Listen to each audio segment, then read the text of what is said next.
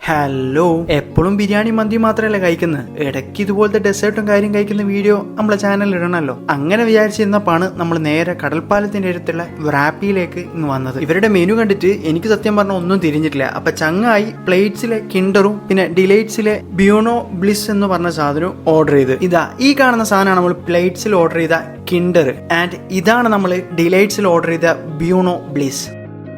നമ്മളെല്ലാവരും കൂടി ആദ്യം കൈവച്ചത് കിൻഡറിലാണ്. ഈ ഒരു സാധനം ഇവിടുത്തെ മസ്റ്റ് ട്രൈ ആയിട്ടാണെന്ന് പറഞ്ഞിട്ടാണ് നമ്മൾ ഈ സാധനം ഓർഡർ ചെയ്തത്. നമ്മൾ ബർഗർ സാൻഡ്വിച്ച് ടൈപ്പ് എന്നൊക്കെ പറയില്ലേ, ആ ഒരു ടൈപ്പ് ഓഫ് രീതിയിലാണ് ഈ സാധനം വരുന്നത്. മേലിൽ കുറച്ച് ഹോട്ട് ചോക്ലേറ്റിലായിട്ട്. എനിക്കിത് കഴിച്ചപ്പോൾ ഓണസ്റ്റ് ആയിട്ട് തോന്നിയ ഒരു കാര്യം എന്ന് വെച്ചിട്ടുണ്ടെങ്കിൽ, ചങ്ങായി വെറുതെ അല്ല പറഞ്ഞത്. കാരണം അടിപൊളി സാധനമാണ്, ഇവിടുത്തെ മസ്റ്റ് ട്രൈ ഐറ്റം തന്നെയാണ് ഈ സാധനം.